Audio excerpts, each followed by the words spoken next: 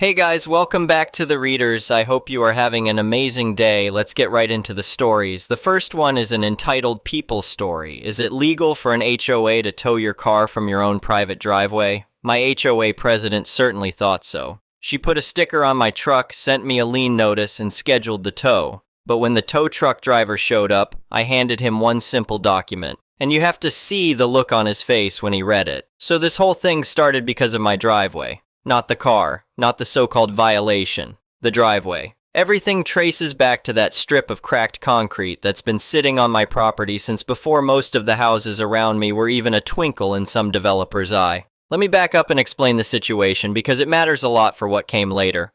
I bought my house about 6 years ago. It's an older property, sits on a slightly larger lot than everything around it, and it was built long before the developer came in and threw up a couple hundred identical beige houses on the surrounding land. When the development went in, the builder routed one of the main internal roads pretty close to my property line. My driveway now connects directly onto that road. If you didn't know the history, you'd assume I was just another resident of the community. I am not. My deed is crystal clear on this point. My property is listed as an independent outparcel, completely excluded from the homeowners association that governs the surrounding development. I don't pay HOA dues. I never signed any HOA documents. I have zero obligations to their rules, and they have zero authority over me. The title company flagged this specifically when I bought the place, and my real estate attorney at the time told me it was actually a selling point because I'd get the benefit of the maintained roads without any of the restrictions. For the first 4 years or so, things were mostly fine. A few neighbors gave me sideways looks when I didn't show up to community meetings or didn't rush to repaint my front door the approved shade of beige. The HOA sent me a few things in the mail that I ignored, and when I called them to clarify my status, they seemed to accept it without much pushback. Then the HOA presidency changed hands. The new president moved into the neighborhood about 2 years ago. From the very first week, she made it her personal mission to enforce every single rule in their governing documents down to the letter. She's out there every morning walking her dog, and I mean every morning, rain or shine, doing slow laps around the streets and eyeballing everyone's property like she's conducting a formal inspection. She started posting in the neighborhood's online group constantly, calling out people for garbage bins left out past Tuesday evening, grass that looked a half-inch too long, and cars she deemed insufficiently presentable. I drive a 2009 pickup. It's dark green, runs perfectly, and looks like a work truck because I use it as a work truck. I do property maintenance work on the side, so it carries equipment, gets muddy, and doesn't get washed as often as a luxury sedan might. It is not a showpiece, it is a tool. She hated it. I noticed her staring at it when she walked past. I noticed her slowing down specifically in front of my house during her morning rounds. Once she even stopped at the end of my driveway and just looked at my truck for a solid 10 seconds before walking on.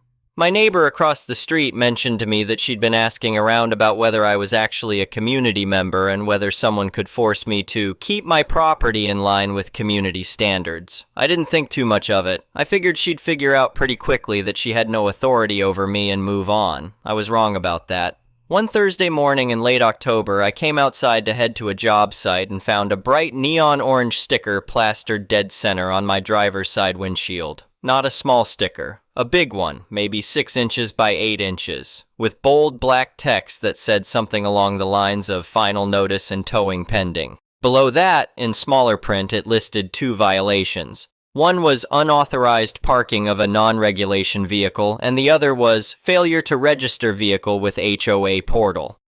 My first reaction was honest confusion. I stood there for a second just reading it, trying to figure out if this was some kind of joke. Then I tried to peel it off, and that's when I realized these weren't the normal paper sticker type. This was industrial adhesive, the kind that's meant to stay. I got about a quarter of it off before it started tearing and leaving residue, and I could already see that the adhesive was bleeding slightly past the edge of the sticker onto the painted frame around the windshield. I stopped pulling at it. I took photos of it instead, from multiple angles with my phone. I photographed the whole front of the truck, the sticker, the street, my mailbox, my house number, everything I could think of. Then I drove to the HOA management office, sticker still on the windshield, to find out what exactly was going on. The HOA has a small office in one of the community buildings near the entrance. When I walked in, there was a woman at the front desk who I'd spoken to once before when trying to sort out my membership status. She looked at me and then looked past me at my truck, and you could see her expression shift a little. I told her I had a sticker on my windshield and asked who put it there and why. She said she'd need to check the violation log and went into a back office. About 2 minutes later, the HOA president herself came out. She was perfectly pleasant on the surface. She said she was glad I came in because this was an opportunity to clear things up. She told me the community had been working hard to maintain property standards and that my vehicle was not in compliance with several sections of the community guidelines. She said she'd personally placed the notice on my vehicle that morning during her walk because she didn't want me to be caught off guard if the tow truck came. I let her finish. Then I told her, as calmly as I could manage, that I was not an HOA member. I explained about my property being an out parcel. I told her my deed specifically excluded my property from the association. She didn't miss a beat. She said she was aware my situation was complicated, but that my driveway connected to the community road and therefore my vehicle was parked, quote, within the community's maintained infrastructure. She said that by using the road, I was essentially agreeing to abide by community standards. She even said I should be grateful she'd given me a warning sticker instead of just scheduling the tow for 2 a.m. like she technically could have. I told her that making someone grateful for having their private property vandalized was not something I could get on board with. She didn't like that framing at all. She got a little stiffer and said the sticker was a notice, not vandalism, and that if my car wasn't either removed or brought into compliance by the following morning, the tow truck was already scheduled. She said she personally authorized the vehicle registration violation and that the community's legal standing was solid. I thanked her for her time and left. On the drive home, sitting behind that orange sticker, which I was now starting to clock as a genuinely significant problem for my visibility, I made 2 decisions. First, I was not going to comply with a single thing this woman said. Second, I was going to document everything from this point forward with the kind of thoroughness that would make a court reporter proud. When I got home, I called a buddy of mine who does contract work and knows his way around local property law pretty well. I explained the situation and he walked me through a few key points. He confirmed that if my property deed excludes me from the HOA, they genuinely have no enforcement authority over me. Not for parking, not for vehicle appearance, not for anything. He also said that placing an adhesive sticker on someone's property without their consent, particularly industrial-grade adhesive that causes damage, is not a notice, it's vandalism. Depending on the jurisdiction and the value of the damage, it could be a criminal matter. He also flagged something I hadn't thought about. Because my driveway connects to their road, but my property is excluded, the HOA likely doesn't have the right to exclude me from using that road either. The access almost certainly runs with my deed as an easement. But the interesting flip side of that is that the road itself is HOA property, which means she trespassed onto HOA-managed common area to get to my vehicle, but she's the HOA president, so that's murkier. What's less murky is that she stepped up to my truck, which was parked in my driveway, and put a sticker on it. My driveway is unambiguously my private property. That night, I went out and bought 2 things. A good 4K dash cam I hardwired into the truck and a doorbell camera that covers the full width of my driveway entrance. I also printed out a clean copy of the relevant section of my property deed, the part that specifically lists my address as excluded from the HOA covenants, and made about 10 copies of it. I put one of those copies inside a plastic sleeve and tucked it in my glove box. I taped another one to the inside of my front door where I could grab it fast. I also put up 2 private property no trespassing signs, one at the start of my driveway and one near where I usually park the truck. The sticker was still on the windshield. I was leaving it there on purpose. I called a professional detailer and described the situation, and he told me I'd need a full windshield assessment because depending on how long the adhesive sat and how temperature changes affected it, I might end up with permanent haze or the adhesive could work under a seal. He quoted me $380 minimum for the removal job and said if there was any damage to the glass or the surrounding paint, I'd be looking at more. I got that quote in writing and saved it. 2 days after my visit to the office, something I did not expect happened. I got a formal document delivered to my door by someone from the HOA management company. It was a lien intent notice. It said that due to outstanding violations and non-compliance with community regulations, the HOA intended to file a lien against my property in the amount of $450 within 30 days unless the violations were corrected. I stared at that for a long moment, then I actually smiled, because this was the moment where they stopped being annoying and started being stupid. They had now put their claim in writing, signed, with a specific dollar amount, against a property they had no legal authority over. This wasn't just overreach anymore. This was an attempt to cloud my property title with an illegal lien. That's a much bigger deal legally than putting a sticker on a car. I typed up a response. I kept it completely polite and formal. I described it as a request for clarification and sent it via certified mail with a return receipt card. In the letter, I asked them to confirm several things in writing. I asked them to confirm which specific provision of their governing documents gave them authority over my address, which I listed by exact parcel number. I asked them to identify by name the individual who had physically applied the sticker to my vehicle and to confirm this was done in an official capacity.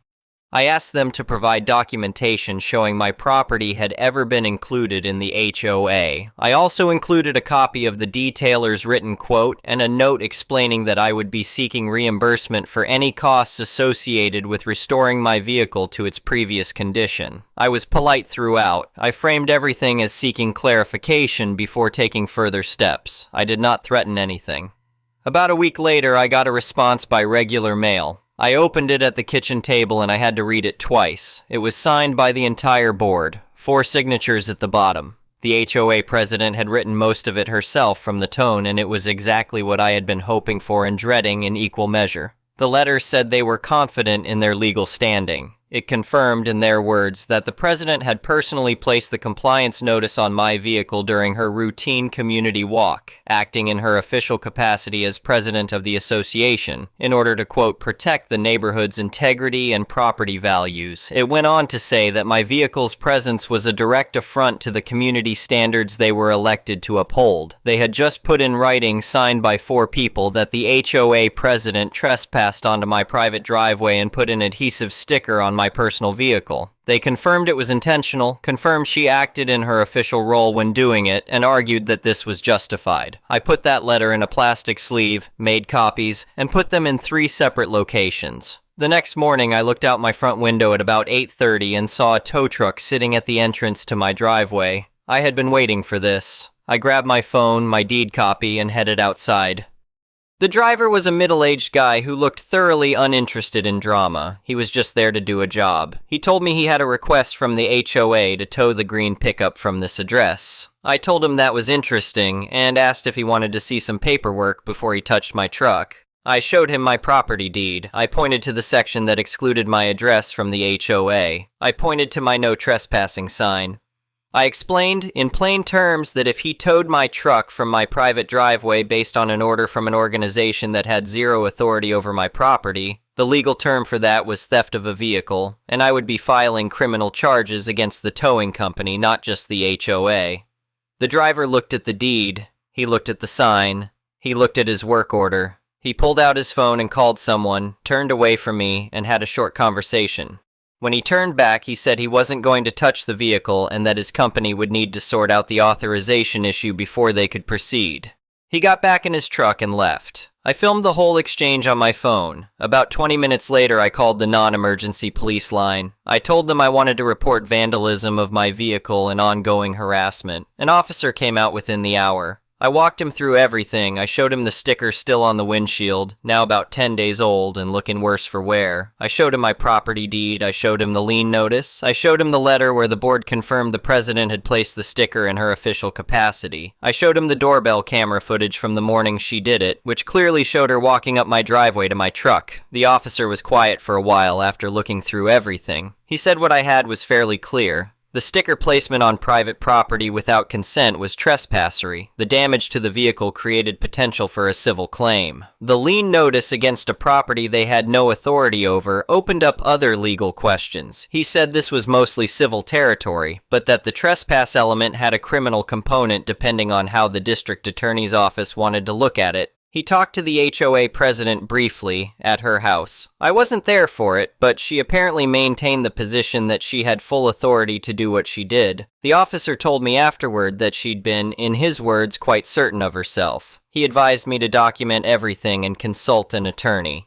He filed a report on the trespass and the property damage. I got a consultation with an actual attorney that same week. She confirmed pretty much everything my buddy had walked me through. She said the situation was clean on my end. My deed was explicit, my documentation was solid, and the board had essentially done my work for me by putting their admission in writing. She said small claims court was the right move for the financial damages and that I should also file a complaint with the state's HOA regulatory body about the improper lien attempt. The state regulatory complaint alone, she said, could result in fines and a requirement that the HOA send a formal lien release to the title company. She also mentioned that if I wanted to escalate further, there was a cause of action for slander of title based on the attempted lien against a non-member property. I filed in small claims court about 3 weeks later. I kept my claim focused on the direct damages. The detailer had by that point done the removal work on the sticker, and the final bill came out to $412 because there was minor adhesive residue damage to the painted trim.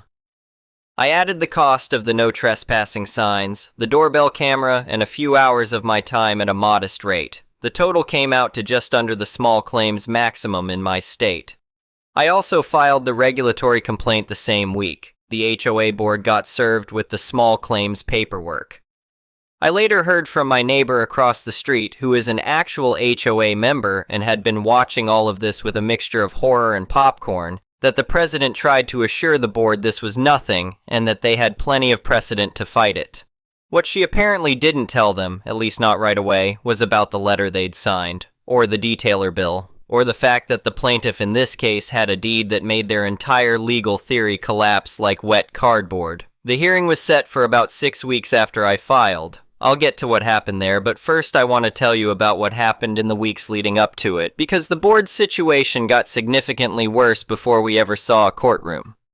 I should mention something about the sticker itself that I haven't talked about yet, because it became a bigger deal at the hearing than I expected. When the detailer finally did the removal work, he documented everything with photos before he started.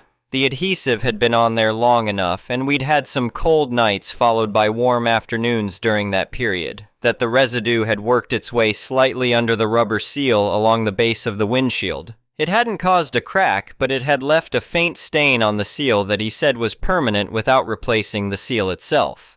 He also found a small area on the painted trim above the driver's door where the adhesive had pulled some clear coat when I'd initially tried to peel the sticker off in those first frantic moments that morning. Both of these were documented, photographed, and included in his invoice as separate line items. That documentation ended up being important because it showed the damage wasn't just hypothetical. There was a clear, permanent cosmetic defect on a vehicle that had been in perfectly good condition the morning before. When the state regulatory complaint was processed, the HOA's management company was formally notified. The management company then apparently had a conversation with the board about their liability exposure. From what I pieced together later, the management company was pretty direct with them that pursuing a lien against a non-member property was not something they could support, and that the board had created real legal risk for the association. That's when some of the other board members started asking questions that the president couldn't answer comfortably. Word got around among the actual HOA members that their dues money might be used to pay damages in a lawsuit over something the president had done to someone who wasn't even in their association. That went over about as well as you'd expect. There was a special community meeting called. My neighbor gave me the broad strokes afterward. Apparently the president tried to frame it as a legal misunderstanding and said the community needed to back her up because this was about protecting their standards. Several homeowners had questions about why the board had signed a letter admitting to placing the sticker, and why the attorney they'd consulted before sending it hadn't told them about the deed exemption. The answer, which came out slowly, was that nobody had actually looked up my parcel before any of this started. The president had just assumed that because my driveway connected to their road, I was subject to their rules. Nobody had checked. $450 in attempted fines, a tow truck dispatch, a certified letter admitting guilt, and a state regulatory complaint, all because nobody spent 5 minutes looking up a parcel number in the county records. The small claims hearing was straightforward. I brought my deed, my photos, the certified letter with the board's signatures, the detailer's invoice, the signed receipt showing it was paid, the camera footage, and the police report. The HOA was represented by the president and one other board member. The president tried to argue that her role in the community gave her authority to enforce standards on vehicles using community roads. The judge asked her to show where in the HOA's governing documents it granted them authority over the specific parcel number on my deed. She didn't have a good answer for that. He asked her to explain why the board had signed a letter confirming she acted in her official capacity to damage property belonging to a non-member. She said they hadn't intended to cause damage. He asked if they'd intended to place an industrial adhesive sticker on a private vehicle parked in a private driveway. She said yes. He asked what authority they had to do that. She said community standards. He ruled in my favor. Full damages plus court filing fees. The total came out to just over $600. It's not a huge number. I know that. But what happened next made it feel like a lot more than $600. The regulatory complaint I had filed with the state ran on a separate track from the small claims case and actually took longer to resolve.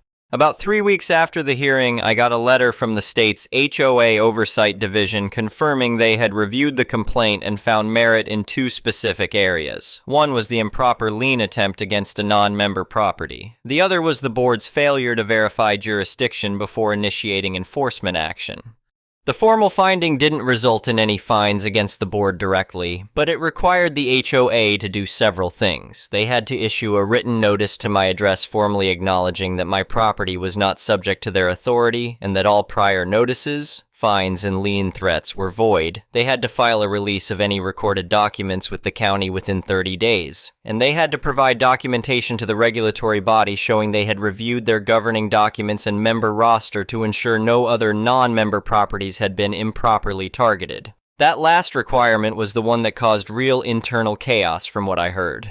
When the management company went through the member roster to comply with the audit requirement, they apparently found that my property wasn't the only one with a complicated status. There were two other parcels in or near the development that had ambiguous standing, one of which had been receiving fines for months. The management company flagged this to the board immediately because the regulatory requirement had put them in a position where they had to either confirm clean records or disclose problems. They couldn't quietly ignore it anymore. So the board was now looking at the small claims judgment against them, the state regulatory finding, a formal compliance requirement, and the possibility that at least one other homeowner might come back and challenge every fine they'd ever been issued. All of this because the president had decided my truck needed a sticker. My neighbor across the street kept me updated on the internal mood. He said the board meetings during this period got heated. A few of the board members who had signed the letter, the one confirming the president had personally applied the sticker, were furious about what they'd signed. Their argument was that they had trusted the president's assurance that everything was legally sound. The president's response, from what my neighbor described, was that they'd all agreed and nobody had objected at the time. The treasurer specifically was upset because the cost of the small claims judgment, the legal consultation fees, and the management company's extra hours for the regulatory compliance work were going to come out of the reserve fund. The association had a standard line item for legal expenses, but it was meant for things like contract disputes and vendor issues.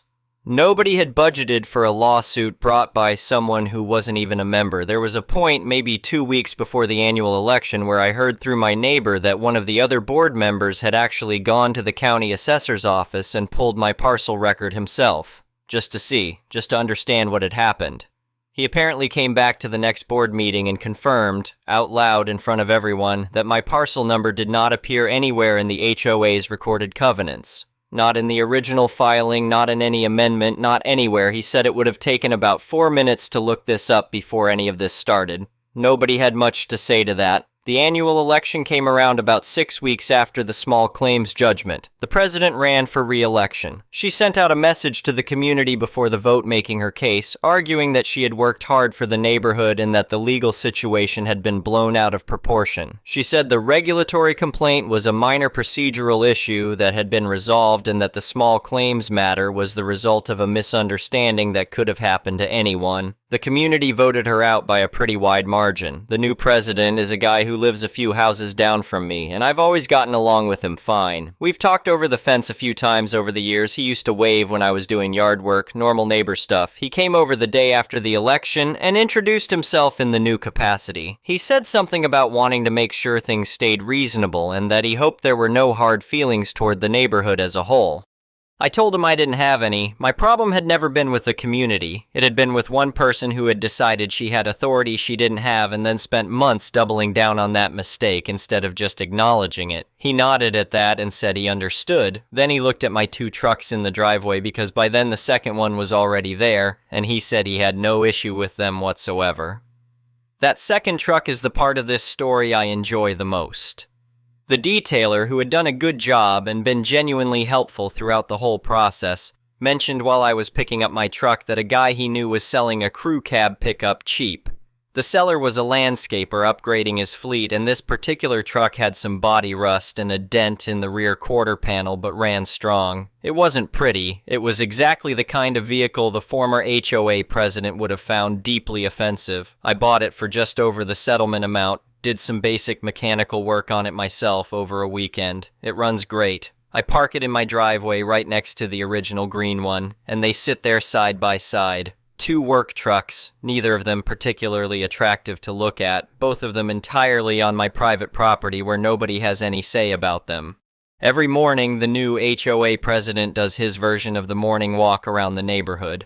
He's nowhere near as intense about it as his predecessor was, doesn't stop and stare at people's properties the way she used to. When he passes my house, he waves and I wave back, and that's the whole interaction. The former president still lives in the neighborhood. I see her occasionally. She doesn't walk past my house much anymore, or if she does, it's at a pace that suggests she has somewhere else to be. I don't have any particular feeling about her one way or the other at this point. She made a bad call, compounded it repeatedly, and it cost her politically within the community she cared about so much. That's about as clean an outcome as these things get. The state regulatory finding sits in a folder in my filing cabinet along with the judgment from small claims court, the certified letter with the 4 board signatures, the deed, and the detailer's photos. I kept all of it. Not because I expect to need it, but because it's a pretty complete record of what happened when someone assumed they had power over a situation they had never actually looked into. The no trespassing signs are still up at the edge of my driveway. The doorbell camera is still running. The dash cam in the truck stays on whenever I'm parked anywhere near the neighborhood. None of that is going away. But honestly, the most satisfying thing isn't the signs or the camera or the judgment. It's the fact that my property is exactly what it was before any of this started. Same house, same driveway, same cracked concrete that's been there since before anyone in that development ever moved in. And there is not a single person in that HOA who has any say over any of it. There's no sticker on either windshield. The next one is a malicious compliance story. Short history, fall 2005.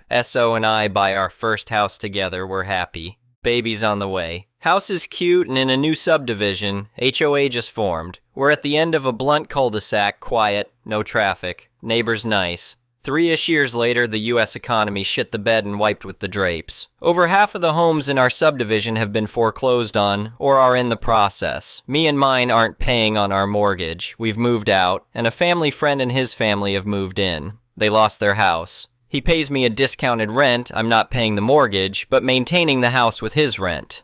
The HOA is having troubles maintaining the common areas and keeping things clean because of lack of funds. Junky cars and dead/dying landscaping are everywhere. One home burned to its foundation. A few months after my friend moves in, red fire lane paint is applied to the curbs of all the cul-de-sacs in the subdivision. I'm furious because it prevents street parking in front of the house. Anytime I need to stop by to fix something or my tenant has a guest, we must park in front of a neighbor's house or in the common collector streets and walk in. I call the local fire department to ask why they need so many fire lanes seeing how there were no hydrants nearby. They told me they hadn't requested additional fire lanes, nor had they asked for curbs to be painted. They said anyone can just paint a curb red. It's the signage or a hydrant's presence that makes it a legal fire lane. The paint's just there to help you interpret the signage. I check, and sure enough, no signs. Come to find out, it's a ploy by the HOA to drum up more funds. If they paint curbs red and call it a safety zone, their bylaws laws allow them to fine a homeowner for violating the safety zone. Funny also that the HOA president lives at the end of one of the cul-de-sacs, and now the neighbors can no longer park in front of her house without getting safety zone fines. One evening, just past twilight, wearing a high-vis vest, safety glasses, and work boots, I paint over the red curb with boring gray paint, specifically designed for concrete with great coverage. I do the entire cul-de-sac. 3 weeks later, it's red again. 2 days later, gray. 5 weeks red, then gray with silicone top sealer, then red, that flakes off almost immediately, then red again, flakes, then a sign that reads, Safety Zone No Parking. For lack of payment, the home is now under notification of foreclosure, and I'm working with an agency to help navigate and file all the paperwork needed so we can short sell. Short selling in this context means that although we promise to pay the bank $350,000 plus interest for the house, they'd forgive any amount we own as long as we turn the house over in good condition. For example, not flush concrete down the toilets or poke pinholes in the water pipes. Which screws us, but it's better than owing $350,000 on a house worth only $165,000 that will be legally taken from us in short order. Duck you, Reagan, I'm still waiting for that trickle. During a short sale, you're required to notify any potential parties that could have liens on the house. This includes the HOA. I'm up to date on my dues and have no outstanding violations, so I think I'm in the clear. But no, the HOA suddenly comes up with a whole list of violations that haven't been addressed or remedied for 5 months, plus additional fines for the delay. The HOA said they notified me in November, but can't seem to produce copies of these multiple notices of violation. They only have the current one in March listing all the outstanding violations. Examples: black stains on driveway, uncoiled garden hose, unapproved tree, missing bush, missing foliage, dead tree. I informed them that the stains were tire marks from driving into the garage. The unapproved tree, they did, in fact, approve. The missing bushes, they approved the removal. Here's a copy of the plan and your approvals with your name on it. It's not my fault you don't know what you approved. The dead tree. Many trees tend to lose leaves in the fall, like around November. They might look dead if you're just making up violations in February, but are just dormant and waiting for spring. Even if it was dead, you can't replace a tree in November, December, January, or February. No nurseries sell saplings that late in the season unless you want a Yuletide tree. How can someone be reasonably expected to replace a dead tree in the off-season? The HOA delays responding and the short sale is on a timer. If I don't have all legal items, payments for liens, and documents into the escrow officer by my short sale will fall through and I'll owe $350,000 plus interest on a $165,000 house that's soon to be foreclosed on. The HOA fines and fees total $1,955.45 short of where felony fraud starts. I'm furious. This HOA is gonna duck me one last time and I'll pay for the experience. So I talk to the escrow officer and see what she needs. Only the money for the HOA lien and you'll close escrow tomorrow. She's seen reams of these come through with similar amounts of fines requested by HOAs that hold up short sales. None exceed $2,000. I ask her what form of payment will satisfy her as an escrow officer. Money order, cash, or check. A check would be easiest for you, don't you think? If I write a check to HOA for $1,955, then hand it to you, that'll satisfy escrow? Yep. You'll mail the check to HOA after the documents record? Yes. You'll have a check in 25 minutes. The next day, on the phone with the escrow officer, sitting in my car in a parking lot, 9:01 a.m. Did the documents record? Did the short sale go through? Yes. I'll mail out finalized documents and any other items before close of business today. Thank you. Hang up. I walk into the local branch of my bank and inform the teller, I need to place a stop payment on a check. The next one is an entitled people story.